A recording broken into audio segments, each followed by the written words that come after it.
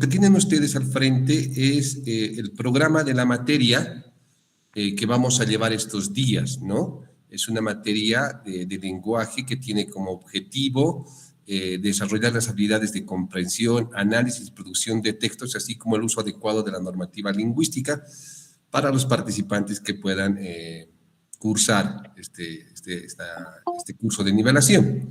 El programa, como ustedes pueden ver en pantallas, tiene detallados los temas que vamos a abordar en estos días, las actividades sincrónicas y asincrónicas, sincrónicas dentro del curso y fuera del curso de manera virtual. Hoy día les voy a dar una tarea bastante sencilla para ver cómo respondemos en el tema del Internet y las nuevas tecnologías. Vamos a ver algunos aspectos de ortografía, redacción, textos, lectura, estrategias y todo aquello, ¿no? La metodología de la clase, la evaluación de la misma, que se les pida a los estudiantes que estén puntuales, que puedan hacer uso de Internet, que tengan conexión a Internet, ya sea para esta hora y media que tenemos y para luego, que ustedes van a hacer algunas actividades asincrónicas, también asistencia y algunas otras reglas más que podríamos establecer, como es el uso del micrófono para que cierren o abran cuando ustedes deseen preguntar algo, para que no haya interferencia, ruido en nuestra conversación, en esta clase. El uso del chat de la misma plataforma para que ustedes puedan hacer preguntas si ustedes desean o levantar la mano de manera virtual, ¿no? A través de los iconos que existen en la plataforma. La clase es bastante participativa. Yo solamente doy algunos puntos de vista, algunas reglas, algunas definiciones, algunos conceptos, pero la mayor parte de la clase la van a desarrollar ustedes a través de la interacción que vayamos haciendo, ¿sí? La clase de hoy día tiene como finalidad la estrategia de lectura, ¿no? Una lectura eficaz, identificar ideas, ¿no? Identificar tipos discursivos. Esa es la clase de hoy día. ¿Por qué empiezo con el tema de lectura, ¿no? Y no con un tema de acentuación, ortografía, gramática, etcétera? Porque la lectura, si ustedes adquieren el hábito de la lectura, va a permitir que ustedes puedan identificar con mayor precisión algunas reglas gramaticales y la construcción de textos para que ustedes puedan tomar mayor confianza en el momento de redactar. No se puede escribir sin leer. Es una regla básica, ¿no? Por eso es que inicio este curso con el tema de la lectura, las estrategias de lectura eficaz, con el tema de identificar textos discursivos, ideas principales, secundarias, porque necesitamos que ustedes empiecen ya a adquirir el hábito de la lectura, ¿sí? Es bien difícil aprender a escribir sin leer, ¿no? Esta idea es básica y quisiera que si de algo puede servir este curso en estos 5 días, es que ustedes puedan adquirir el hábito de la lectura. Para eso les voy a pasar también algún otro poema, no romántico, porque no tengo la intención de compartir este tipo de textos con ustedes para que puedan servir de manera romántica, si tienen alguna pareja, etc. Lo que quisiera compartir son poemas sociales, porque en la gran literatura que tenemos latinoamericana existe un montón de temas abordados por grandes literatos y entre ellos está la poesía que es social, ¿no? Les voy a compartir algunos textos. La idea de esto es empezar a leer y empezar a que ustedes puedan disfrutar de textos breves, reflexivos, y qué mejor que la poesía. Entonces hoy día, al finalizar la clase, les voy a compartir un par de textos y una actividad asincrónica que vamos a hacer, pero lo que deseo es que todos ustedes puedan ir adquiriendo el hábito de la lectura. No van a poder triunfar en una carrera universitaria que después será una profesión, después se convertirá en su fuente de ingresos para la vida, si ustedes no adquieren el hábito de la lectura, ¿sí? La universidad permite el ascenso social, ¿no? Es decir, el hijo del carpintero, el hijo del sastre, puede llegar a ser doctor, ingeniero, etcétera, ¿no? Pero esa es una educación permanente, no es solamente obtener el título y quedarnos ahí. Tengo una pregunta de la licenciada Aguilera. Dígame, licenciada.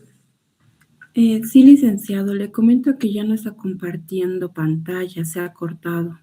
Perfecto. Está bien, voy a poner otro documento para empezar esta partecita. Le agradezco mucho la observación.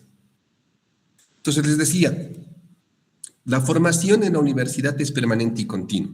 Es decir, no se termina con solo adquirir el grado de licenciatura, ingeniería, ingeniero, etcétera. Es una actividad permanente y para eso debemos ir adquiriendo hábitos como el de la lectura y la escritura, que nos sirven para reflexionar, para estar al día en nuestra profesión, porque hay profesiones que son inagotables, ¿no? Que el conocimiento va creciendo cada día, se van descubriendo nuevas cosas, se van perfeccionando otras, etcétera. Entonces, si no adquirimos el hábito de la lectura y la escritura, de la investigación en otros casos, vamos a ser profesionales mediocres, ¿no? Y como tal, habrá otro que en la oferta laboral obtenga mejores puestos y también remuneración económica y bueno. Entonces, yo los insto a que ustedes desde ahora empiecen a adquirir esos nuevos hábitos, ¿no? Hábitos de lectura y escritura. Ahora sí voy a presentar una diapositiva porque me interesa que podamos entender lo que es la escritura y la lectura en el colegio y en la universidad. ¿Se puede ver la diapositiva, perdón? ¿Me confirman? Sí, Lick, sí se puede ver. Ya. Todos los materiales que estoy presentando, hoy día voy a presentar 5 diapositivas. Voy a correr en los contenidos para que podamos interactuar también. Pero todos estos materiales que ustedes ven en su pantalla, se los voy a pasar o a la licenciada Paco o a la licenciada Aguilera, se los voy a pasar para que ellas puedan gestionarlo a través de los espacios que tienen compartidos, pero no se preocupen de sacarle fotografía, de escribir, de copiar, etcétera, porque todo esto es un material para ustedes, ¿de acuerdo? Entonces, leer y escribir en la universidad. ¿Por qué hago esta distinción de leer y escribir en la universidad?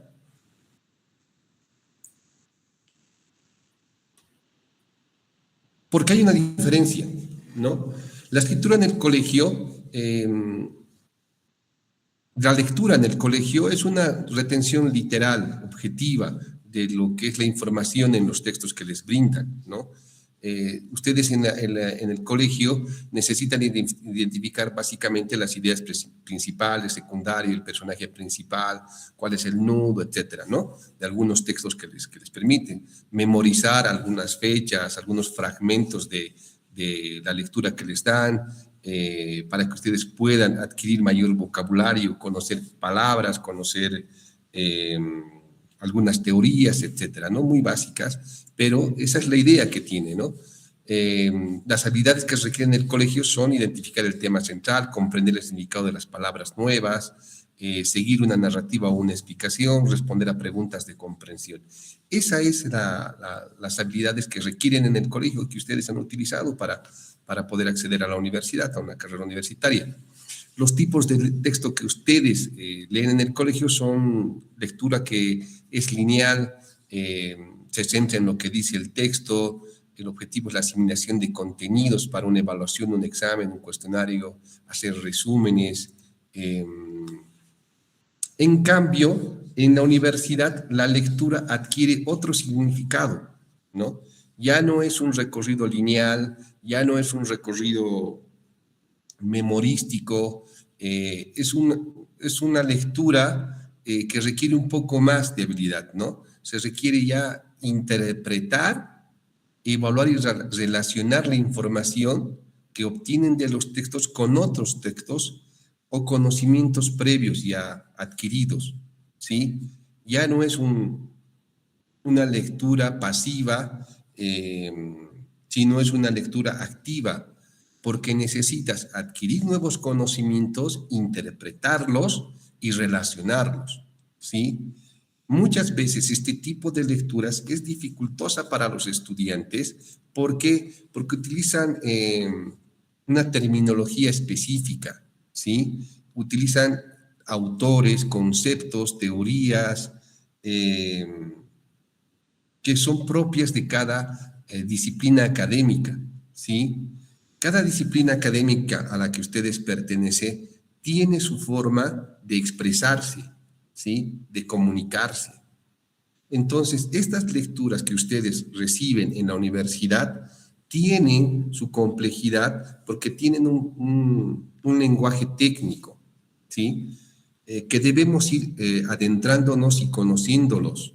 No basta simplemente con aprender a leer y a decodificar cada una de las palabras o entender lo que quiere decir la oración, sino tenemos que relacionarlas con autores, fechas, lugares, términos, ¿no? Que nos quieren plantear los autores. Es más, si queremos tener una lectura profunda en la universidad, debemos interpretar lo que nos quiere decir el autor a través de esas palabras, es decir, leer entre líneas. ¿Qué me quiere plantear este señor? Y si lo que plantea está de acuerdo o no está de acuerdo a la realidad, a mi experiencia o no, según lo que dice. Ya no es una lectura lineal donde empezamos con introducción, nodo, desenlace, personaje principal, secundario, etc. No funciona así. Aquí es un poco más complejo y tenemos que ir sumergiéndonos a esa nueva lectura, a esa forma de entender la lectura, y es un entrenamiento, como todo en la vida, ¿no? Es decir, a mayor capacidad de lectura, mayor comprensión. A mayor comprensión puedes tú interpretar mejor la realidad y sus elementos para luego plantear nuevo conocimiento. Es así como se forma el conocimiento. Los libros nos sirven para aprender, interpretamos y proponemos nuevo conocimiento. Esa es la idea de la lectura en la universidad. Es una lectura crítica, ¿no?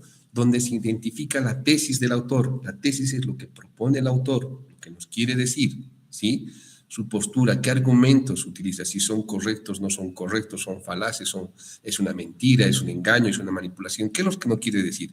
Y nosotros tenemos que cuestionar, ya sea a favor o en contra, debatir lo que se lee, etcétera, ¿sí? Entonces, lo que nosotros requerimos en la universidad ya no es simplemente decodificar las palabras y entender de manera objetiva el significado de esas oraciones. Cuando leemos en la universidad necesitamos interpretar, analizar y vincular con otros conocimientos ya adquiridos o experiencias previas, ¿no? Necesitamos análisis y síntesis. Analizar, descomponer cada uno de los elementos que nos dice para poder comprender lo que nos dice. Síntesis, que es reducir ideas complejas en elementos mucho más simples para poder ser más comprensibles. El análisis es una técnica que nos sirve para entender cada una de las partes del todo, ¿no? Y la síntesis nos sirve para descomponer ideas muy grandes en ideas más simples, más manejables, más asimilables, ¿sí? Se requiere un gran volumen de información en la universidad. Todavía en pregrado, el volumen de información no es tan alto, ¿no? Son textos manejables. Ya cuando ustedes hagan una maestría, un doctorado, los volúmenes de información son mucho más amplios, mucho más grandes, y las exigencias son mayores, tanto en tiempo como en calidad de profundidad de comprensión, ¿sí? Ya en un doctorado te piden que propongas una idea nueva, conocimiento nuevo, ¿no? En la maestría vas adquiriendo nuevas habilidades, perfeccionando un área del conocimiento que te interesa más allá del que has adquirido de manera general, pero ya en un doctorado te piden plantear una idea una idea nueva para el conocimiento que sirva de pie, de base para otras investigaciones, ¿no? En cambio, en la universidad en pregrado, el volumen de información es amplia, pero no es tan grande, porque en doctorado te piden de un día para otro leerte varios libros y hacer un ensayo de eso, y eso es bastante complicado. Pero aquí no, obviamente sí se lee, ¿no? Pero son manejables. En cuanto y tanto tengan el hábito de la lectura, eso ya tiene que ver con técnicas de estudio, de fijarse un horario para leer, tener una técnica para leer, buscar un espacio para leer, etcétera, etcétera, que sí lo necesitan hacer, que sí necesitan tener. No estamos hablando de tener un estudio, una habitación especial para la lectura y la escritura, basta con tener una mesa, una buena iluminación y un poco de tranquilidad para que uno pueda empezar a hacer sus trabajos universitarios. ¿Sí? La escritura en el colegio. Termina esta parte y les doy la palabra, por favor, y empiezo a hacer preguntas. La escritura tiene como fin principal demostrar la asimilación de los conocimientos impartidos por el profesor. Los trabajos suelen ser descripciones, resúmenes, ensayos, positivos o respuestas a preguntas. Esto es lo que pasa en el colegio, ¿no? En el colegio también la escritura los formatos son relativamente sencillos y estandarizados, se dan pautas claras y creativas, en gran medida está limitada por la expresión de ideas personales o la reformulación de contenidos, siempre sobre un texto base, ¿no? Sobre un texto sobre el cual guían ustedes su escritura. En el colegio te piden que tengas buena ortografía, buena gramática, la cohesión y coherencia básica en los textos, seguir las instrucciones del profesor, por ejemplo, escribe un resumen de la página X a la página Y, haz un mapa conceptual, etcétera, ¿no? El autor y el plagio de la escritura en el colegio. La idea de autoría está en etapa inicial, aunque se enseña a no copiar, no siempre se profundiza en las técnicas de citación y referencia. En el colegio no te piden tanto que pongas una cita APA o Harvard o cualquier otra.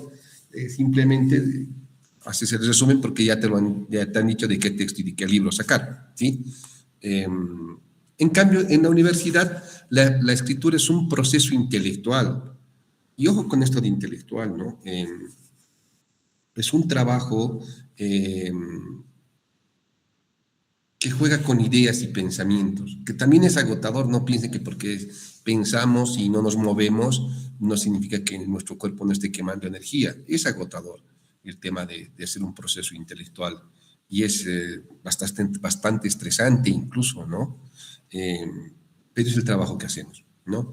El objetivo del trabajo en la universidad es generar textos originales que contribuyan a la discusión académica, no solo que se repita lo que ya se ha dicho. Es decir, no basta con copiar lo que ya se ha dicho por otros autores, sino encontrar nuevos enfoques, nuevos vacíos o seguir una idea que creemos que es correcta para ir profundizarla y plantear como una posible solución. Ese es el propósito de la escritura, pero para escribir necesitamos leer lo que ya se ha escrito, ¿no? Encontrar esos vacíos a través del análisis y la síntesis, nuevos enfoques de comprender un objeto de estudio. Entonces, como verán, la escritura en el colegio y en la universidad varía sustancialmente. La escritura, de ser una copia, de ser un trabajo poco reflexivo, salta a la universidad para convertirse en un proceso intelectual que tiene sus técnicas, que tiene sus formatos. Es decir, piensen solamente en el tema de citación o la bibliografía. Esos elementos son cruciales en el aprendizaje de la escritura académica. Ya no podemos suponer que es el resumen de un texto que nos ha dado el profesor, ¿no? Son otras lecturas que te las dejan a tu criterio, según tu conocimiento y tu curiosidad, y tú puedas después trasladar esos conocimientos que has adquirido a través de la lectura, sacar una parte, ponerla como referencia y plantear un nuevo conocimiento, ¿sí? Parece complejo planteándolo así, pero si ustedes tienen el entrenamiento, la dedicación y la persistencia, van a adquirir la técnica para que la citación y todo lo que acabamos de hablar sea un proceso mucho más ágil, mucho más familiar, incluso mecánico, ¿no? Que parezca algo muy, muy familiar y muy sencillo. Pero eso se genera con la práctica, ¿no? En los géneros académicos son rigurosos, exigen una estructura precisa, tienen una introducción, un desarrollo, una argumentación, una conclusión, se requiere uso de citas, notas de pie, bibliografías complejas. Tenemos un formato, ya no es simplemente carátula y 2 hojas en tamaño carta, no pasa. Aquí tenemos una introducción, una justificación, un planteamiento del problema, etcétera, etcétera. Tenemos toda una serie de pasos que debemos cumplir y debemos llenar, porque esta tesis o este documento que vamos a generar la van a leer personas que investigan en Canadá, en España, en Madrid, etcétera, ¿no? Y van a buscar de acuerdo a estas estructuras estandarizadas académicas para no perderse y no perder tiempo en la búsqueda de información, ¿no? Entonces, estos elementos de estructura que son rigurosas también se las adquiere en la universidad, ¿no? Y es un proceso, esto de la escritura a la lectura, es un proceso coordinado entre el docente, el profesor y la institución que deben motivar al estudiante y enseñar al estudiante a que puedan aprender este tipo de técnicas, y no solamente al inicio y al final de la carrera universitaria. Pero eso es otro tema.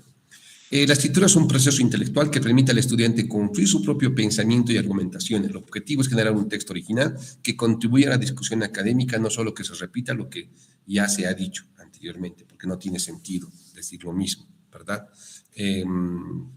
Para eso hay textos discursivos como la argumentación que te plantea una tesis y tratas tú de convencer a través de la lectura sobre tus postulados, utilizando algunas otras técnicas de la argumentación que hoy día vamos a ver. También tenemos un pensamiento crítico, expresar opiniones fundamentadas y no solo memorizadas, es decir, analizar los postulados que ya se han hecho y encontrar vacíos o contribuciones que puedan ser profundizadas más adelante. El manejo de fuentes, el dominio de géneros académicos, escribir informes, no es lo mismo un ensayo, una monografía que un artículo, que una investigación, que un trabajo académico, etcétera, ¿no? El autor y la autoría en la universidad. Por si acaso el plagio es un delito, ¿no? No crean que simplemente es copiar, nadie se va a dar cuenta, o agarrar ChatGPT, copiar y hacer un copy-paste.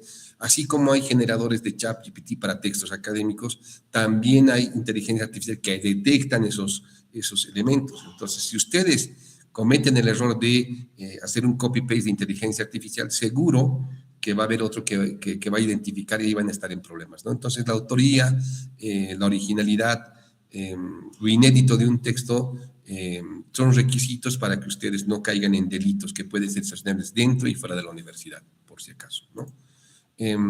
La transición del colegio a la universidad exige un cambio de mentalidad. La lectura y la escritura dejan de ser actividades de reproducción y se convierten en herramientas de producción, análisis y pensamiento crítico. Al final, eso es lo que se exige de ustedes. Al terminar la carrera universitaria, tengan un pensamiento crítico sobre bases teóricas, conceptuales. Seguramente muchos de ustedes han escuchado sobre el marxismo, ¿no? Y la dialéctica, o si no, lo van a escuchar. Muchos profesionales filtran todos los acontecimientos sociales, económicos, políticos, o lo que ustedes quieran, a través de este pensamiento, de esta teoría, ¿no?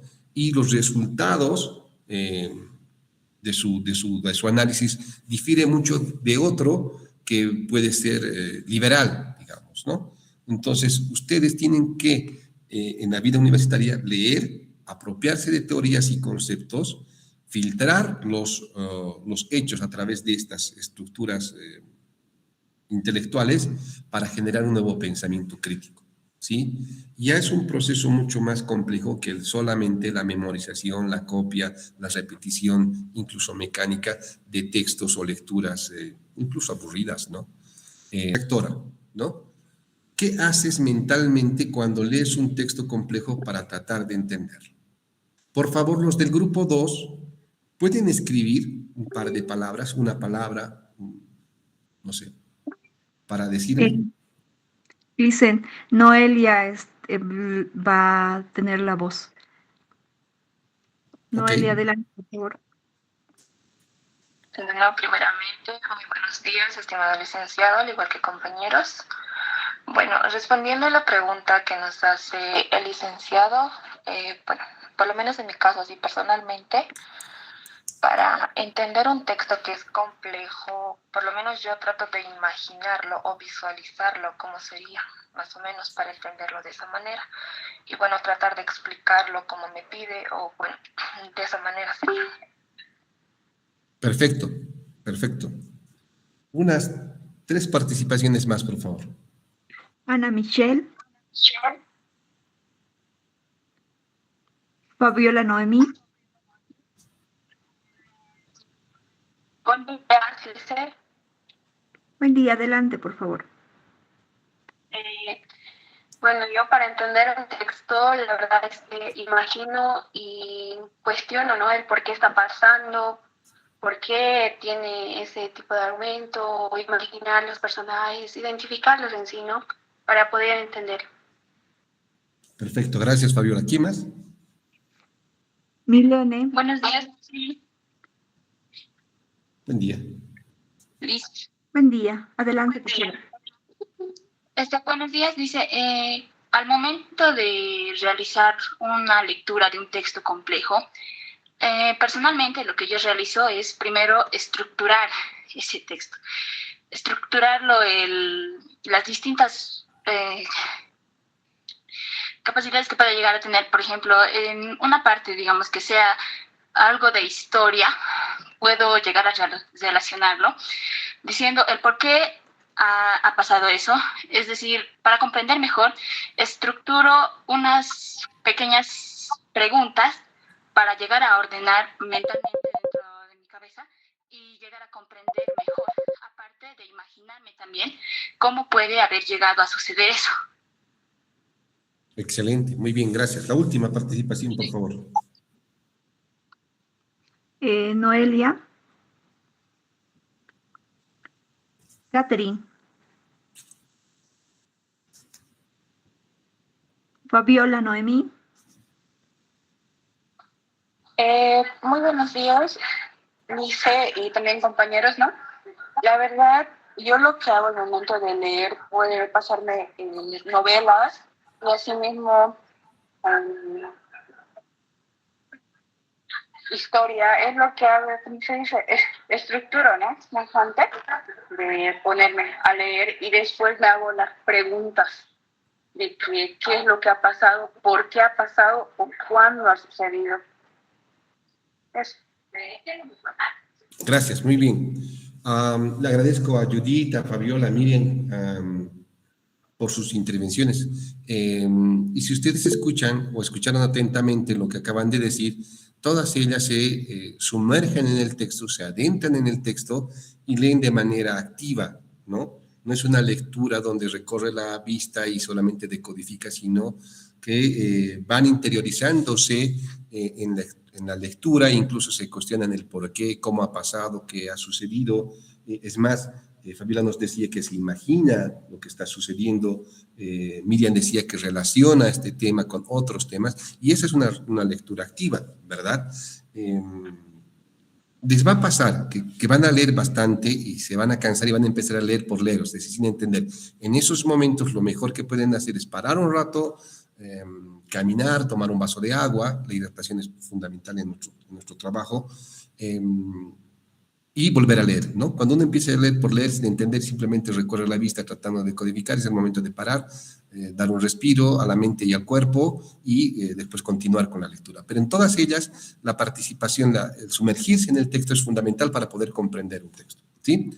Aquí tenía una serie de listas para poder atrapar lo que ustedes decían, pero vamos a pasar a lo que estamos abordando ahora. Tipos de textos discursivos. Hay muchas formas de clasificar los textos discursivos, ¿no? Que son las formas en cuales nosotros comunicamos nuestras intenciones, nuestros anhelos, nuestros deseos, nuestros sentimientos, etcétera, ¿no? Pero podemos resumirlos en 4 o 5. En este caso, vamos a abordar 4, ¿sí? Que nos van a servir.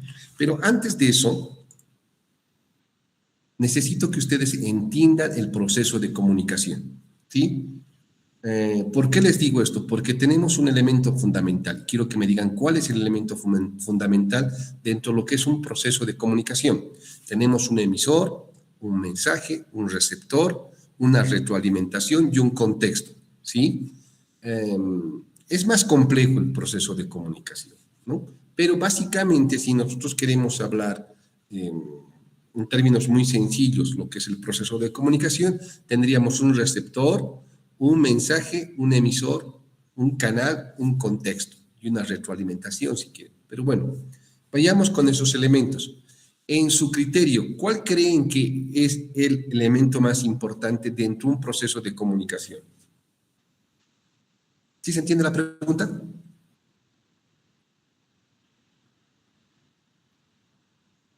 Un sí, un no ayudaría.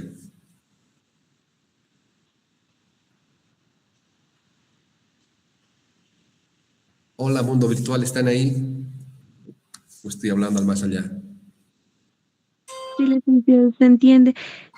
Licenciado, más que todo, lo que sería, bueno, lo más importante o lo que se tomaría como un elemento fundamental sería el mensaje que se va a transmitir entre el emisor o el receptor, ya sea de acuerdo al código, porque hay algunas personas que se transmiten con señas, o también pueden ser por palabras o también escrito.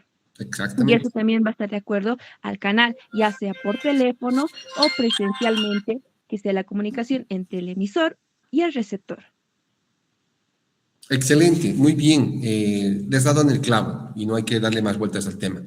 De todo el proceso comunicativo, el mensaje es lo más importante, ¿sí? Si no tengo nada que decir, el receptor tampoco va a tener nada que escuchar o leer o ver. Entonces, debemos trabajar en el mensaje tanto cuando lo emitimos como cuando lo recibimos. Por eso es importante saber comunicarnos, ya sea de manera oral, escrita, a través de señas.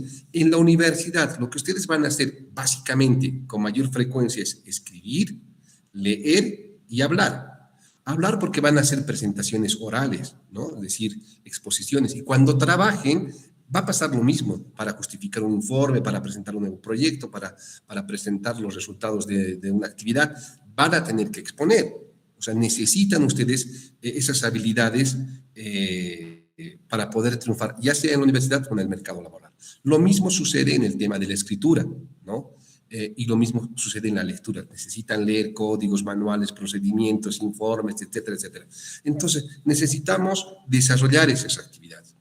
Pero en un proceso comunicativo, el mensaje es lo más importante. Y debemos aprender tanto a recibirlo como a gestionarlo, a producirlo, ¿sí? Entonces, muy importante, ¿por qué estamos hablando y haciendo todo esto? Porque necesitamos que nuestros mensajes sean bastante eficaces, claros, concretos, legibles, tanto para producirlos como para recibirlos. ¿Sí? ¿Me dejo entender? Vamos con el tipo de textos que tenemos. Tipos de texto. Los tipos de texto son las diferentes categorías en las que podemos clasificar las piezas de escritura según su intención comunicativa, su estructura y su característica lingüística. Hay diferentes tipos de texto, ¿no? Poemas, novelas, cuentos, ensayos, trabajos académicos, etcétera, etcétera. Podemos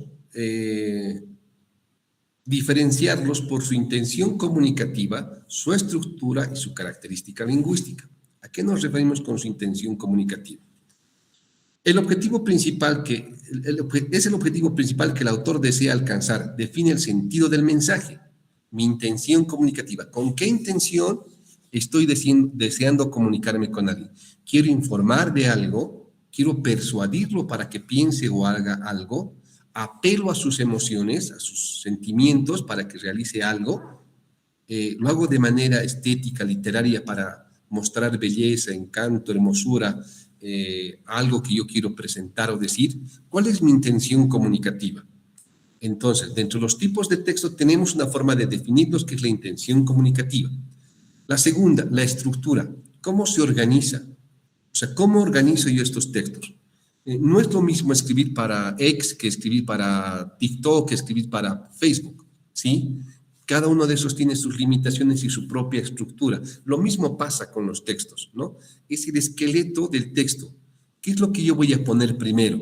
¿No? Voy a poner una introducción, un nudo, un desenlace, como son las novelas, donde en la introducción presentamos a los personajes, lo bueno, lo malo, a la bruja, al príncipe, viene el dragón y mata el príncipe al dragón, etcétera, etcétera, ¿no? Tiene una estructura narrativa.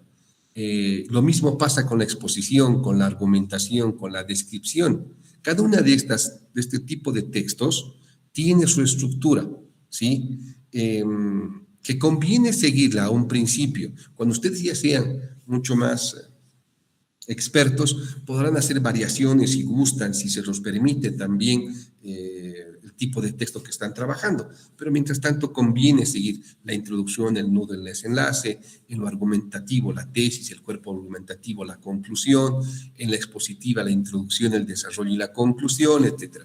Tenemos que entender cuál es nuestra intención, la estructura que voy a seguir y, por último, las características lingüísticas, ¿ya?, que son las herramientas que utilizamos dentro del lenguaje, el vocabulario, el estilo, la gramática.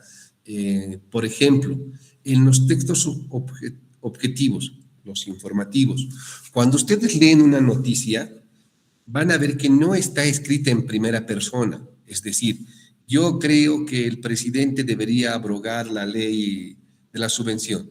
No, está escrito en tercera persona.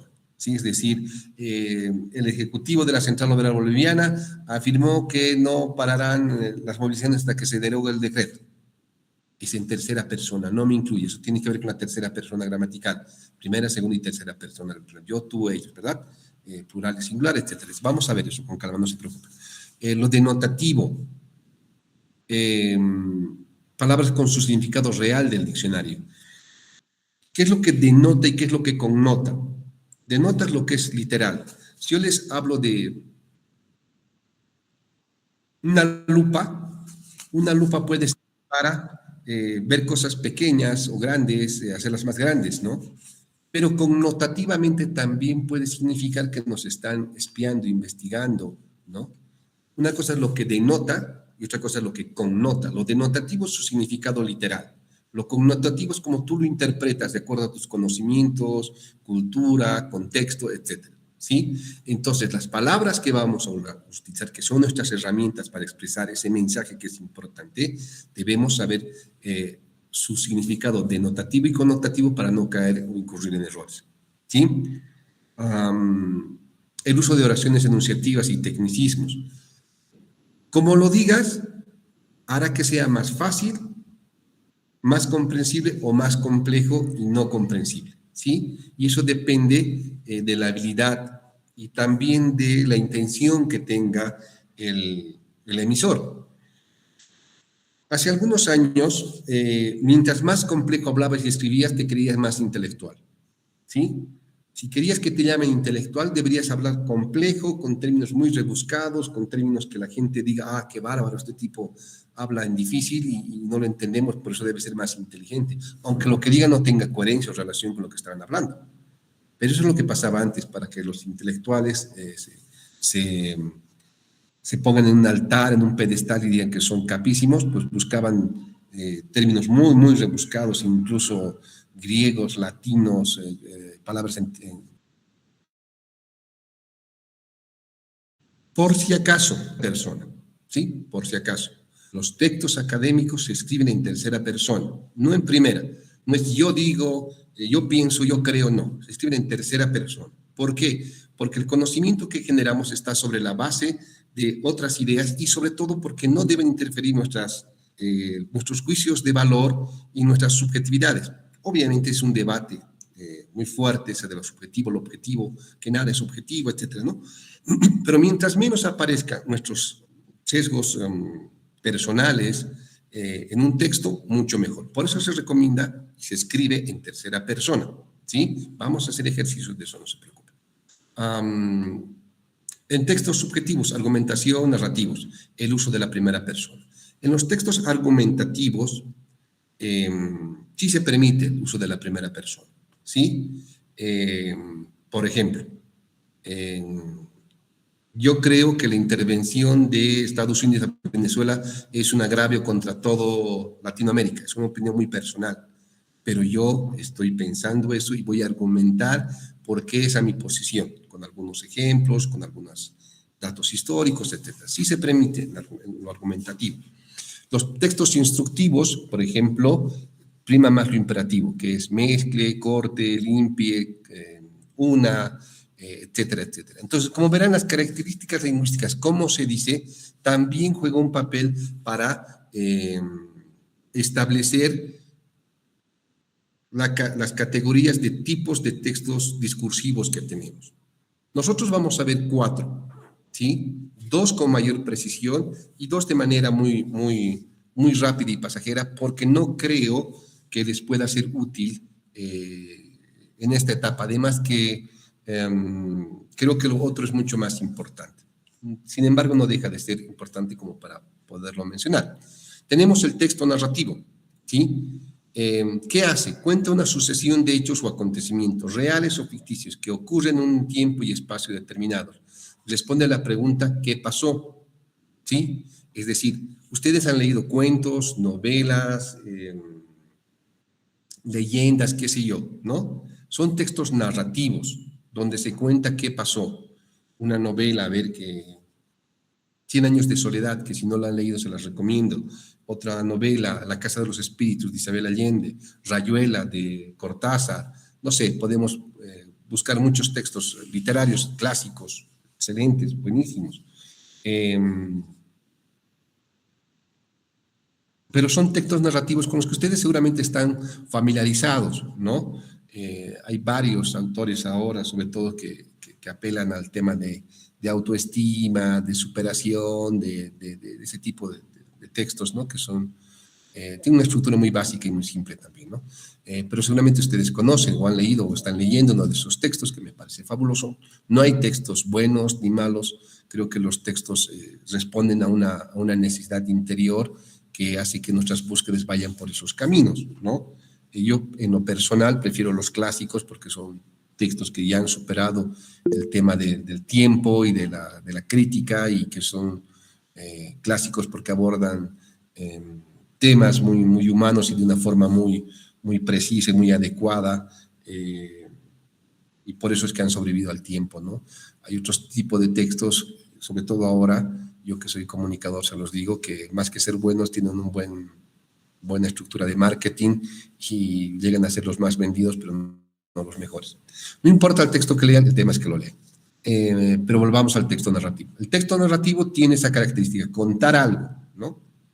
Relatar algo. ¿Qué pasó? ¿Qué sucedió? Y en eso está un personaje principal, secundario, una ambientación, un problema, un desenlace, etcétera, etcétera, ¿no? Creo que ustedes han leído o conocen en colegio. Hay un problema en colegio, voy a hacer un paréntesis. Resulta que en colegio nos dan textos, ¿no? Y muchos de esos textos son más sugeridos por el Ministerio de Educación porque son nacionales o porque tienen algún elemento nacional que por eso deben ser leídos, etcétera, ¿no?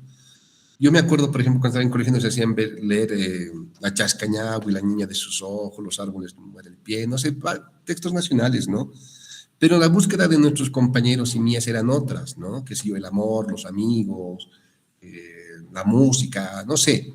Y hay novelas para entender todo eso de manera mucho más precisa, ¿no? Yo creo que debería leerse de acuerdo a la búsqueda interna que cada uno tiene, ¿no? Así se leería con más placer y se leería más. Pero si la lectura es obligada y no es de nuestro agrado, no va por nuestras búsquedas, creo que lo vamos a leer sin mucho ánimo e incluso sin mucha atención. Hay novelas para todos, para todo lo que están pasando, si están pasando amor, desamor, problemas económicos, abundancia, no sé, lo que ustedes deseen, hay de todo en esta viña del Señor, y en la literatura es escrito desde lo más básico hasta lo más complejo, desde los sentimientos más nobles hasta los más perversos. La cosa es saber buscar, y en Internet pueden encontrar sugerencias de lo que necesitan para poder leer, ¿no? Ahí van a encontrar varias de las respuestas que tal vez están buscando. Este es un texto narrativo, ¿no? Tiene ciertas marcas lingüísticas, es decir, verbos en acción, conectores temporales, primero, segundo, finalmente, presencia de un narrador y personaje, es un narrador omnipresente, testigo, etcétera, etcétera, ¿no?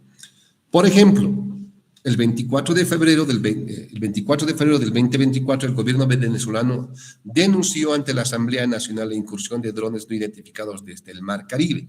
Inmediatamente, el Ministerio de Defensa activó los sistemas de alerta. Horas después, el presidente apareció en una cadena nacional para calificar el evento como un acto de agresión fallido. Estoy contando algo, estoy poniendo primero, segundo, tercero, etcétera, etcétera. ¿sí? Ese es un texto narrativo. En otros casos, en una novela sería Aureliano Buendía, que es el personaje de Cien años de soledad, se despertó y fue al campo a ver cómo estaba la chacra, después tomó su desayuno, etcétera, etcétera, ¿no? Nos pueden ir contando lo que pasó y lo que no pasó cuando conoció por primera vez el hielo, por ejemplo. Es una escena muy, muy bonita en la novela de Cien años de soledad. Imagínense el Caribe, llega un circo que trae un pedazo de hielo que nunca nadie antes había visto agua congelada, era todo pues un acontecimiento del pueblo, ¿no? Ahí lo escribe muy bien García Márquez. Ese es un texto narrativo. Un texto descriptivo, ¿sí? ¿Qué hacen los textos descriptivos? Pintan con palabras, nos muestran con palabras, nos enumeran elementos significativos para que nosotros podamos hacernos una imagen mental de lo que nos quieren describir. No lo describen todo porque sería imposible y también innecesario. Se describe aquellos elementos que son importantes y relevantes sobre las características, propiedades, cualidades de un personaje, objeto, situación o lugar. La pregunta que responde básicamente es ¿cómo es? ¿Sí? ¿Cómo es la silla? García Márquez tiene una forma de escribir que a muchos les gusta, a mí básicamente me parece un poco aburrida, pero a muchos les gusta, que es describir la silla, Luis XV con adornos de laurel y angelitos, que estaba iluminada por una luz que entraba por la ventana y no sé.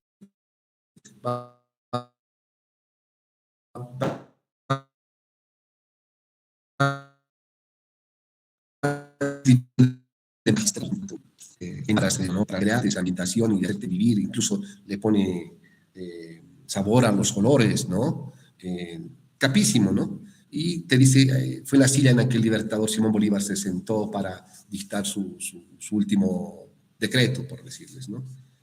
A algunos les gusta, a mí me gusta más ser más directo, ¿no? Que diga, Simón Bolívar se sentó y promulgó el decreto tal y con eso quedó trunca la Gran Colombia, por decirles, ¿no? Pero hay gente que les gusta. Requiere técnica, requiere maestría, requiere ejercicio, saber ver muy bien, observar muy bien, destacar los aspectos más importantes y saberlos plasmar, etcétera, ¿no? Tiene marcas lingüísticas como verbos en estado, ser, estar, parecer, adjetivos calificativos, precisos, eso es básico, ¿no? Que no sean ni exagerados ni muy cortos, pero un adjetivo calificativo preciso ayuda muchísimo en este tipo de descripciones. Sustantivos concretos, abundancia de detalles sensoriales, ¿no? De no solamente lo que se ve, sino lo que se puede percibir a través del olor, de la mirada, del oído, etcétera. O sea, hay que tener habilidad para describir, ¿sí? Ejemplo de un tema de descripción sería la condena diplomática venezolana fue un documento contundente y tono grave, redactado en términos jurídicos precisos. El canciller, con rostro serio y voz firme, leyó ante medios de un comunicado de 5 páginas que detallaba punto por punto las supuestas violaciones al derecho internacional. El ambiente, la sala de prensa era tensa, la expectativa. Afuera, la muchedumbre gritaba portando carteles que cese la intervención a Venezuela por parte del Estado norteamericano, etcétera, etcétera. ¿Sí? 4 tipos de textos que hemos separado por su estructura gramatical, por su intención comunicativa. 2 son las que deben profundizar con mayor fuerza: los textos expositivos y los textos argumentativos. Eso les va a servir para hacer sus trabajos, para presentar sus materiales que les soliciten los docentes, etcétera. ¿Ya? ¿Qué es un texto expositivo? Veamos. Los textos expositivos son la base del conocimiento y de investigación universitaria. Son la herramienta fundamental para informar y aprender temas complejos. ¿Sí? ¿Qué es un texto expositivo? Es una comunicación objetiva que busca explicar y difundir conocimientos sobre un tema específico sin incluir opiniones personales para el estudio y la profundización. Primer elemento, no incluye opiniones personales, es decir, está redactada en tercera persona, ¿sí? Se basa sobre la cita y sobre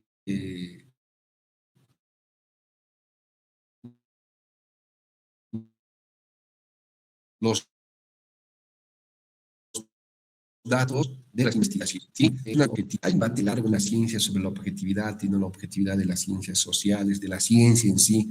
Yo soy de las personas que creo que no hay objetividad en ninguna área del conocimiento ni en la propia ciencia, pero se maneja como un ideal para que puedan eliminarse nuestros sesgos o apasionamientos personales. Pero bueno, un texto expositivo es un texto que se utiliza en la universidad para exponer ideas sin incluir opiniones personales, ¿sí? Basándonos en la idea de otros, analizando, sustentando en alguna investigación con alguna investigación que hagamos, con elementos que nos puedan sustentar de manera objetiva nuestras afirmaciones o nuestros postulados, ¿sí? La intención principal es informar, hacer comprender un tema al lector de manera clara, el foco en el objeto de estudio y la transmisión precisa de información. Es decir, aquí ya no contamos una historia, y mucho menos nos inventamos. Aquí no vale inventarse, aquí no podemos inventar un personaje, una acción, un problema, un conflicto, nada. Aquí decimos lo que es, sobre la base de pruebas o sobre la base de lo que dijo alguien, ¿no? Eso es un texto expositivo, ¿sí? Nos sirve para transmitir de manera clara y precisa la información que queremos. Consejo de conejo, rapidito. Para escribir una oración, recurran a la vieja y confiable e infalible técnica de redacción sujeto, verbo, predicado. No se compliquen más. Sujeto, verbo, predicado. Pare de contar, ¿sí? ¿Por qué? Porque es la mejor forma de explicar las cosas. Sujeto, verbo, predicado. Sujeto, verbo, complemento. Si quieren y si dominan ese tipo de redacción, pueden emplear una oración subordinada, es decir, subordinada de la oración principal. Pero, más nada. Si ustedes escriben muy largo sin utilizar los signos de puntuación y esta estructura de redacción, van a tener problemas de concordancia entre el sujeto y el verbo y va a ser poco clara la redacción. Vamos a ver ese tema más adelante, pero ya desde ahora les digo que la mejor forma de escribir es sujeto, verbo, predicado, sujeto, verbo, complemento, ¿sí? Pare de contar. ¿Quieren escribir un texto expositivo? Sujeto, verbo, predicado, punto, sujeto, verbo, predicado, punto, sujeto, verbo, predicado. ¿Sí? Pare de contar. Así tienen claro ustedes lo que quieren transmitir y yo tengo claro lo que estoy leyendo. ¿Sí? En esa redacción no incluyan ideas personales, posiciones personales, sino más bien sobre la base de alguna investigación, sobre la base de algún dato que ustedes hayan hecho. ¿De acuerdo? La característica de la clave de este texto es la objetividad. El autor no da sus opiniones, solo presenta hechos, datos verificables, se prioriza la fidelidad a la realidad y a las fuentes manteniendo un registro imparcial y sistemático de las fuentes que se están empleando y utilizando. Debe ser claro, denotativo, decíamos que denotativo es lo que la traducción literal de lo que está en el diccionario, lo que representa una palabra, y técnico para evitar ambigüedades, ¿no? Es decir, en un texto expositivo sí se permite el uso de palabras técnicas de la especialidad que ustedes están escribiendo, porque la gente que va a leer también es especialista en lo que ustedes están escribiendo y perfectamente va a entender y conocer lo que ustedes están queriendo expresar, ¿no? Se van a ubicar rápidamente ¿a qué nos referimos? Por ejemplo, en comunicación tenemos una que es primicia, ¿no? ¿Qué es la primicia? Entonces, la noticia fue una primicia, sabemos que fue un hecho no conocido y que un medio la difundió la primera vez de forma primicial, única y más antes que todos, ¿no? En sociología hay una palabra que se llama la anécdota sociológica, que es un hecho que fue creado pero tiene, con un fin determinado, pero causa el efecto contrario. Entonces, anecdótico socialmente, ¿no? Crear una ley para incentivar el empleo cuando esta ley lo único que hace es generar más desempleo. Eso es una anécdota social, digamos, ¿no? Y eso es lo que ustedes van a ir encontrando en la lectura del área que ustedes vayan profundizando, ¿no?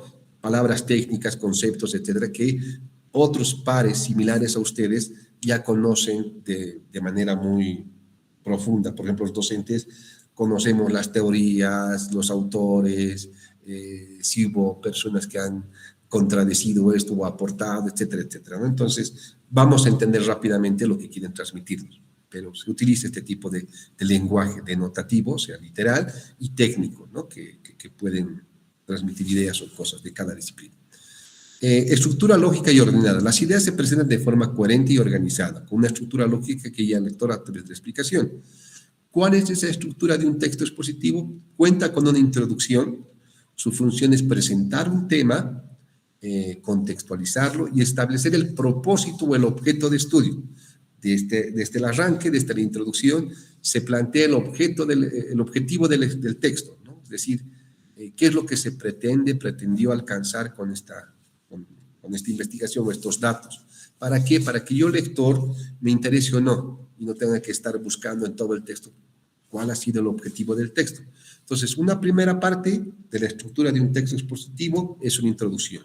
En esta introducción se contextualiza y se establecen los propósitos del texto y de la investigación, ¿no? De los hallazgos de la investigación, preparando al lector para el desarrollo.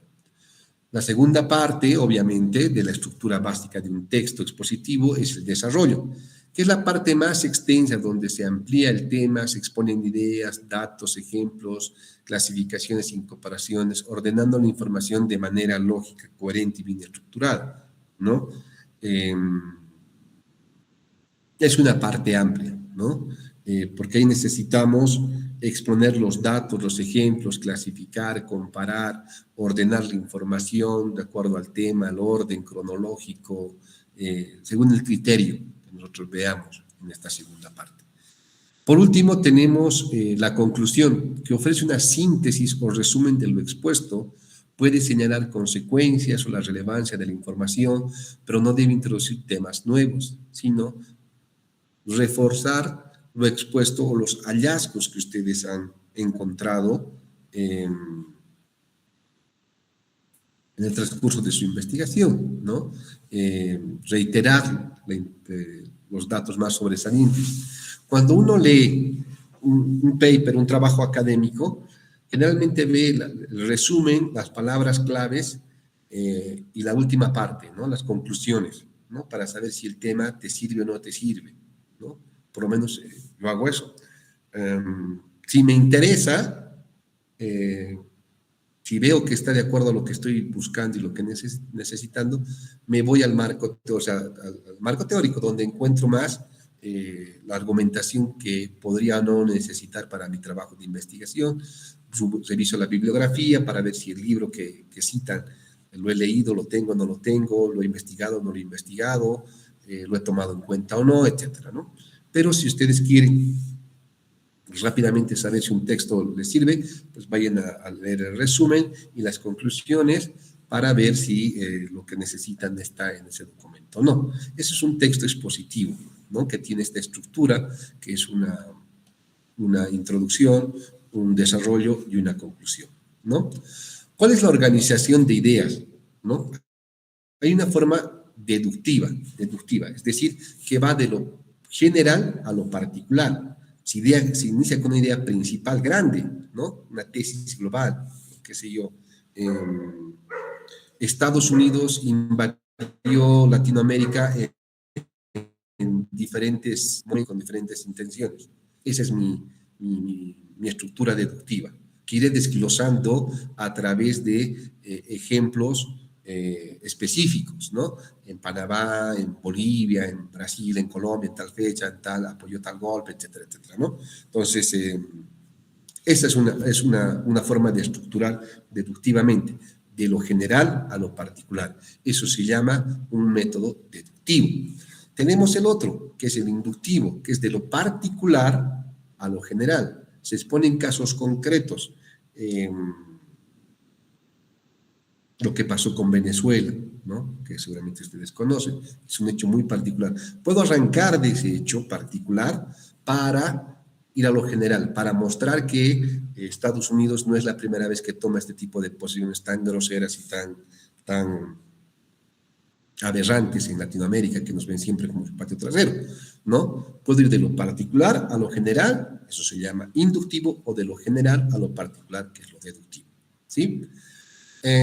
Otras formas, se pueden estructurar, otro tipo de formas de estructurar este tipo de textos es problema-solución, planteo el problema y también planteo la solución, o planteo la causa y la consecuencia, o la secuencia temporal, primero, segundo, tercero y por último, etcétera, ¿no?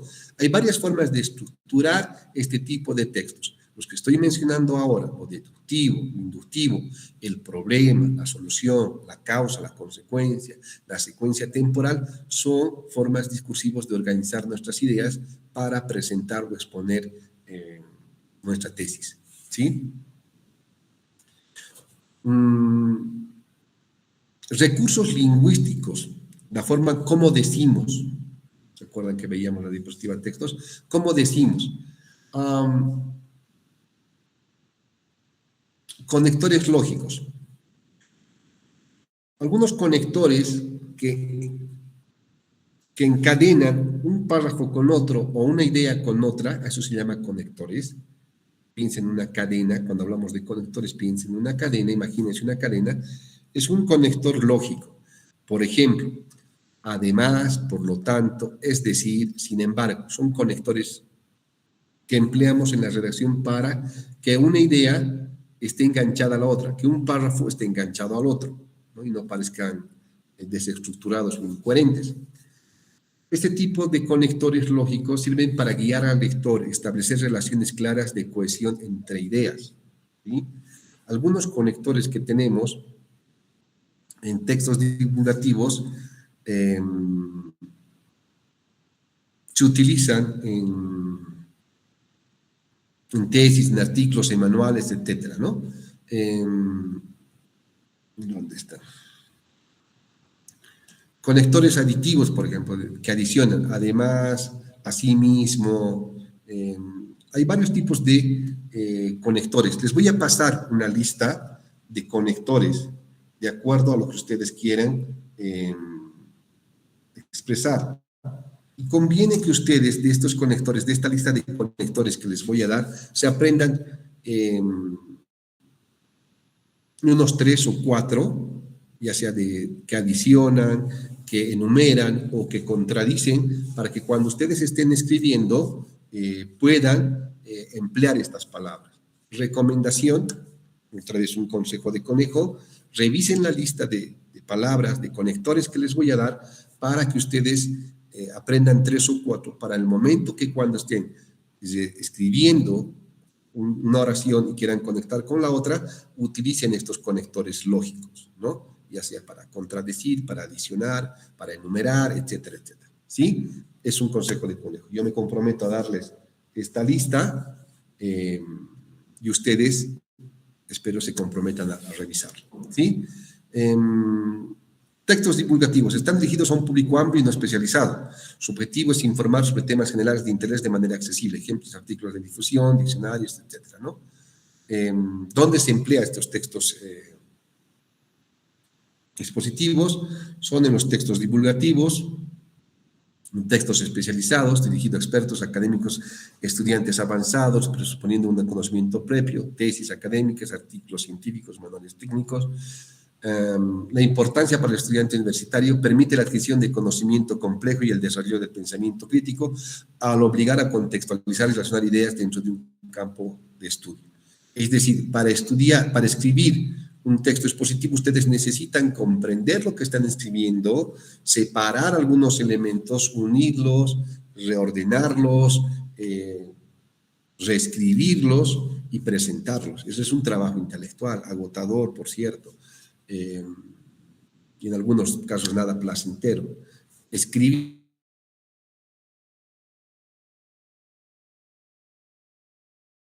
es un trabajo y duele y cuesta. Aquellos que escriben, supongo que les gusta escribir en esta sala, sabrán lo que estoy diciendo. Cuando uno escribe un párrafo que le cuesta muchísimo, se siente tan feliz y que cuando no le sale la idea se frustra tanto, tiene que volver a reescribir, a reorganizarlas. Es un trabajo intelectual bastante complejo. No es fácil, pero tampoco imposible. La práctica, la técnica hace que esto se vuelva mucho más digerible, pero no deja de ser un trabajo, en fin, ¿no? Los textos expositivos sirven como fundamento para la investigación, son la base para la lectura, el análisis de fuentes y la posterior producción de trabajos académicos y científicos. ¿Cómo analizar un texto expositivo? El análisis requiere de la exploración inicial de títulos, subtítulos, la identificación de estructura básica y el reconocimiento de palabras claves y fundamentales, ¿no? Cuando ustedes tengan un texto, cualquiera fuera que sea este, el primer concepto, la primera acción que hacemos es darle una mirada a la portada, a las fotografías, al índice, a los títulos, intertítulos, a los capítulos. Es un primer acercamiento, ¿no? Y lo mismo acá, ¿no? En un texto expositivo vemos los subtítulos, la estructura que tiene, los reconocimientos, los gráficos, los cuadros, y todo aquello, ¿no? Una forma de comprender este tipo de temas es la síntesis, que es una herramienta fundamental para el estudio.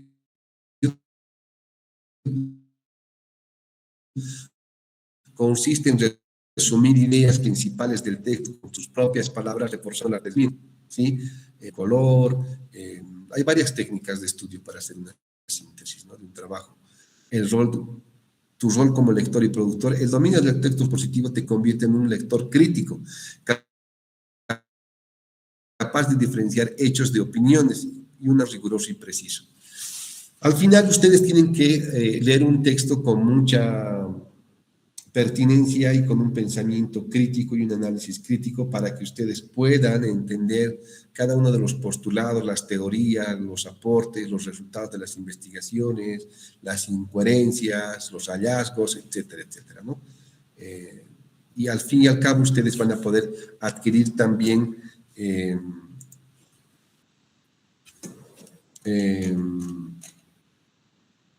la precisión y la rigurosidad que se necesitan para escribir. Tengo poco tiempo ya. Licenciada. Sí, magíster. ¿Será que me permite presentar una diapositiva más? Sí, siga. De todas maneras, Ya. 15 minutos menos cuarto para las 11 vamos a iniciar ya otra área, así es que tiene todavía 10 minutos. Ujú. Perfecto, entonces haré el texto expositivo y esto de las ideas principales y secundarias lo explico mañana para no perjudicar a nadie, ¿ya? Perfecto. Adelante. Hemos hablado del texto expositivo, el texto argumentativo, es ahora lo que tenemos que ver de manera muy rápida. A ver, voy a compartir esto, dejar de compartir, sí.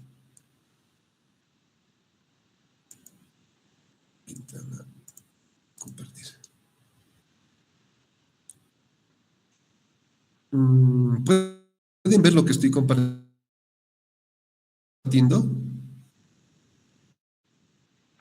Sí, licenciado. Texto argumentativo, definición de conceptos. Gracias. Vamos. ¿Qué es un texto argumentativo? Definición general. Un texto argumentativo es aquel que busca persuadir al lector o oyente sobre una determinada idea o punto de vista utilizando razones o evidencias. Básico, sencillo. Argumento para persuadir, argumento para modificar, argumento para llamar a la acción o para modificar su pensamiento. Argumento, persuasión, ¿sí? Esta argumentación no la puedo hacer con mentiras, con inventos, no. Si quiero que la gente me crea y haga o realice lo que yo les estoy sugiriendo, debo plantear razones y evidencias. Debo entrar ya sea por lo emocional o por lo racional, para que ellos puedan modificar. Entonces, cuando hablamos de un texto argumentativo, estamos hablando de persuadir, pero no persuadir por persuadir sin ninguna intención, utilizando trampas, mentiras, engaños. Persuadimos con razones y evidencias. ¿Por qué?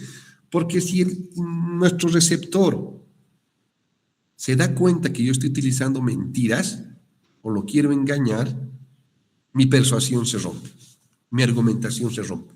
Ya no me lee, ya no me escucha, ya no me cree, o pone en entredicho todo lo que yo estoy diciendo. Entonces, mi argumentación tiene que ser honesta, mi persuasión tiene que tener elementos válidos, con evidencias razonables y creíbles y basada en hechos, ¿sí? Ahora, esos hechos yo los puedo organizar de tal manera que el receptor sí me cree. ¿Sí me dejo entender con esto? Es importante la diferenciación entre un texto expositivo y un texto argumentativo. En el expositivo exponemos datos, hechos fríos, reales, ¿sí? Fácticos, es decir, verificables, ¿no? En la argumentación, la intención es permitir con razones y evidencias también verificadas, también contrastables. No le sí que no es por influir. ¿Se entiende esta gran diferencia? Es importante. ¿Sí se entiende? Sí, licenciado. Sí, no. Gracias. La finalidad principal, su finalidad es influir en la opinión del receptor haciendo que adopte una postura favorable hacia la tesis que se defiende. Elementos claves. Debe contener una tesis clara, argumentos sólidos y una conclusión que refute la postura. Diferencia entre hipótesis y tesis. ¿Quién me dice? Por 1000 puntos. Diferencia entre tesis e hipótesis. Tesis es un argumento que está comprobado y la hipótesis es algo que uno se imagina o algo que está, un argumento que está sacando uno mismo. Vamos bien, vamos bien. ¿Quién más? Una más. Acá, Michelle, por favor, adelante.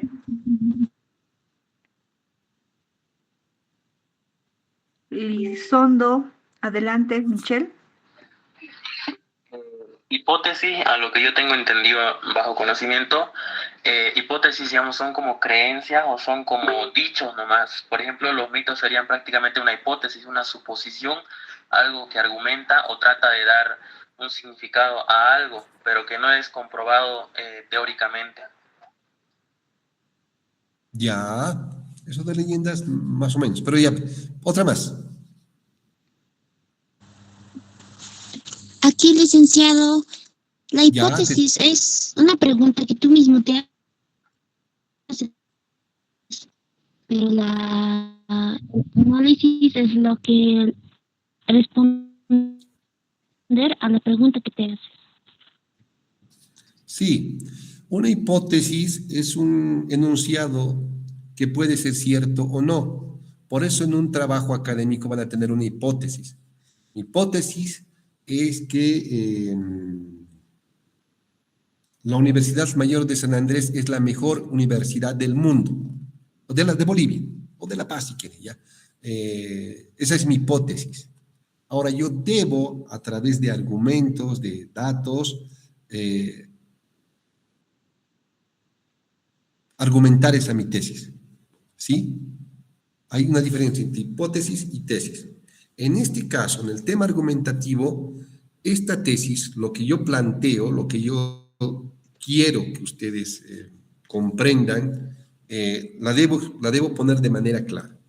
La Universidad Mayor de San Andrés es la mejor porque tiene más trabajos académicos referenciados a nivel internacional. La Universidad Mayor de San Andrés es la mejor universidad de La Paz porque cuenta con mayor cantidad de institutos, ¿sí? Estoy argumentando mi tesis. Entonces, ustedes lo que hacen es definir una tesis, ¿sí? ¿Qué es lo que quiero?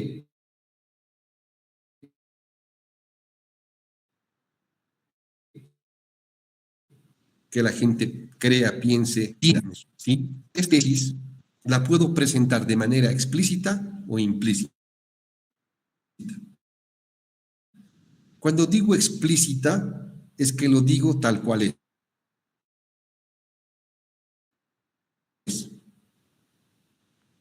Por ejemplo, de manera abierta y sin rodeos. Si hay estronguistas aquí, lo siento, discúlpame. Pero esa es mi tesis. El Bolívar es el mejor equipo de Bolivia. Esa es una tesis clara, explícita. Implícita sería que yo diga, en el fútbol boliviano hay equipos que destacan y participan en diferentes campeonatos sudamericanos y mundiales, etcétera, ¿no? Como el Livingston, donde participaron. Y en la medida de que voy argumentando, voy llevando agua a mi molino para decirlo de manera muy popular, para que quede de manera evidente que el Bolívar tiene los mayores logros deportivos, a pesar que ha descendido, para darles gusto a los stronguistas. Pero esa es una tesis explícita o implícita, ¿sí? Con esta argumentación que estoy haciendo, voy a influenciar, voy a persuadir para que la gente piense que el Bolívar es el mejor equipo de Bolivia, ya sea de manera, que lo plantee de manera explícita o implícita. Ese es un texto argumentativo. ¿Me dejo entender? Seguramente este tema de la argumentación ustedes lo han utilizado en su vida cotidiana, en los debates, en las discusiones familiares, cuando hablan con su novia,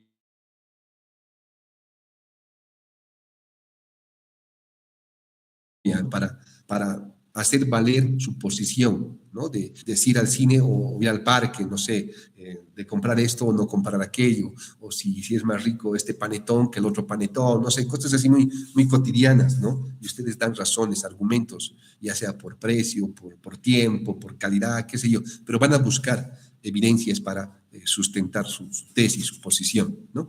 En el ámbito académico también sirve para lo mismo, ¿no? Para defender proyectos, ensayos, participar en debates académicos, etcétera. Ese es el tema de la argumentación. El entorno profesional también, para defender tus ideas, si quieres hacer una mejora, proponer algún cambio o argumentar los resultados de tu trabajo, etcétera, vas a tener que argumentarlos, ¿verdad?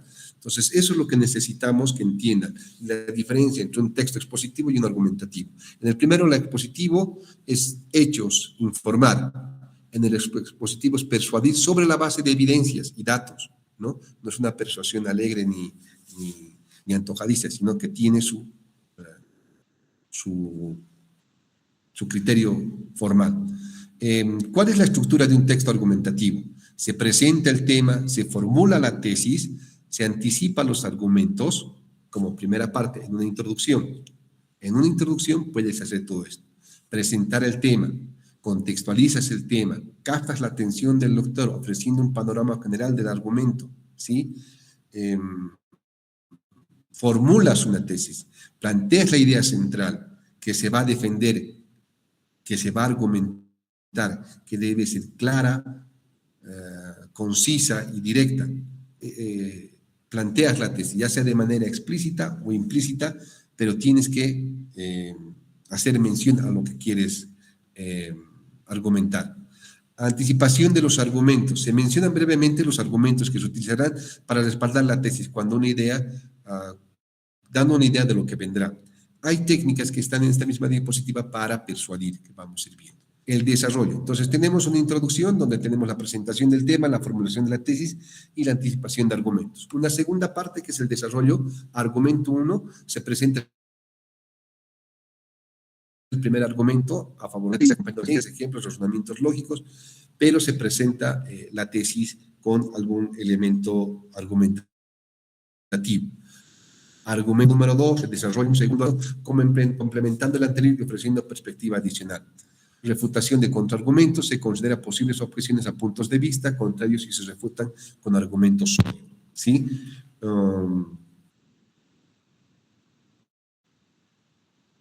Algunos estarán a favor, otros en contra de Maduro, ¿sí? Que lo que ha pasado, ustedes saben muy bien. Maduro es un dictador o no, eso ya es un tema aparte, personal, de acuerdo a la creencia, ideología que ustedes tienen. Pero lo que yo creo que nadie estará en contra es que Estados Unidos invada un país soberano de esa manera. Eso es hacer un argumento, ¿sí? Plantear razones y plantear una tesis y dar contraargumentos, argumento 1, argumento 2. Lo mismo sucede en un texto expositivo, en un texto académico. Ustedes tienen que redactar una introducción, un desarrollo, decir por qué sí, por qué no, contraargumentar, adelantarse a las preguntas que la gente se pueda hacer para que cuando se responda sea la respuesta que tú estás planteando en tu texto y sea esa la que se quede para modificar su pensamiento, comportamiento, etc. ¿Sí? Por último, tenemos una conclusión, resumen de los argumentos, se reafirma la tesis y es un llamado a la acción o a la reflexión. ¿sí? Que no siempre es un llamado a la acción, ¿no? Que puedo concluir, por eso debemos salir todos en marcha frente a la embajada norteamericana y pedir que se liberen a Maduro, ¿no? O puedo llamar a la reflexión sosteniendo que debe prevalecer el derecho internacional sobre cualquier interés geopolítico o de alguna nación que cree ser el regente o el policía del mundo.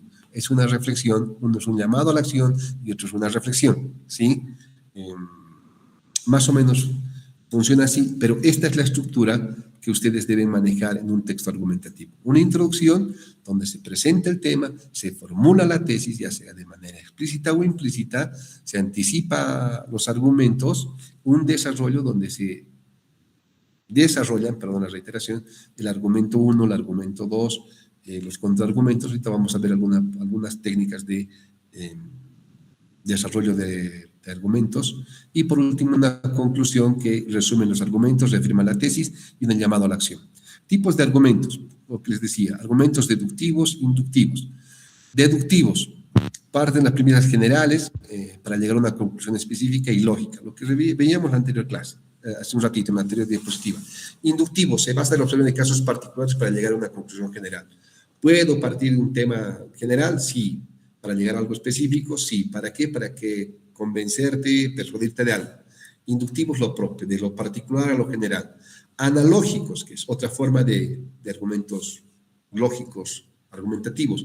Establecer similitudes entre dos situaciones o conceptos diferentes para argumentar a favor de una conclusión basándome en una analogía. Analogía, comparando, ¿no? Que tienen situaciones o características similares.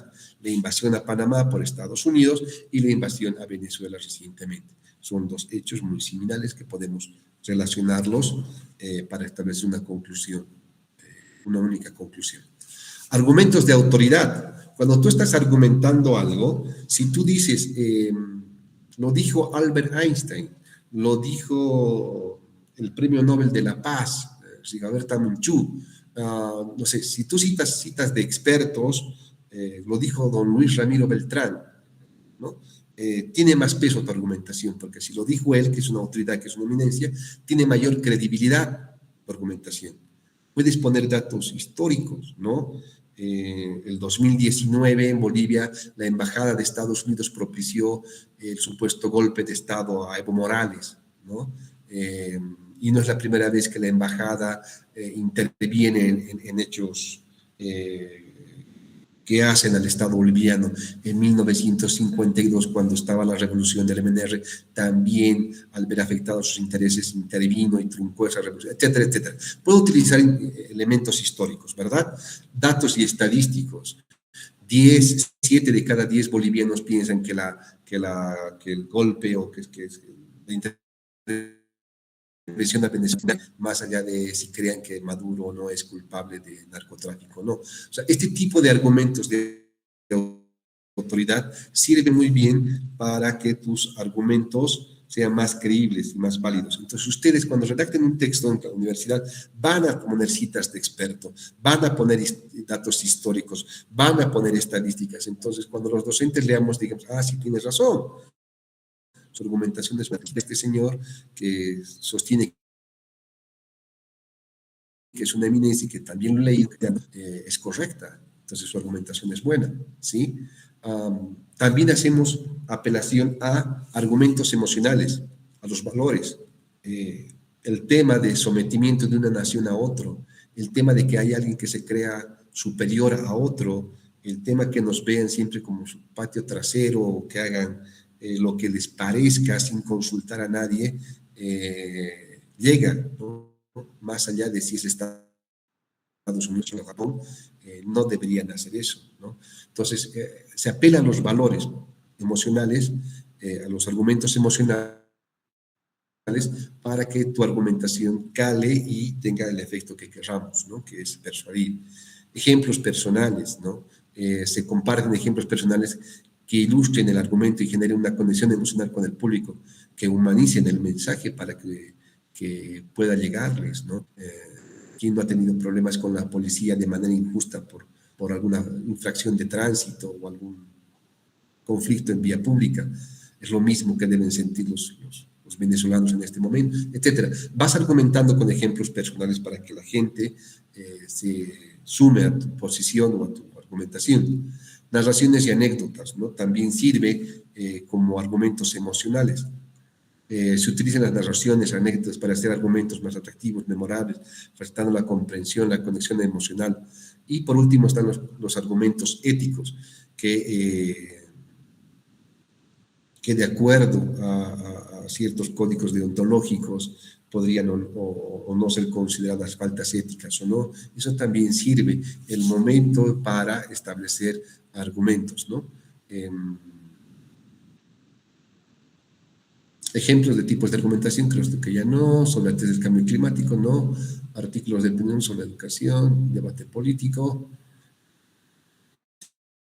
técnicas de persuasión, uso de conectores de causa y efecto, conectores de adición, conectores de contraste.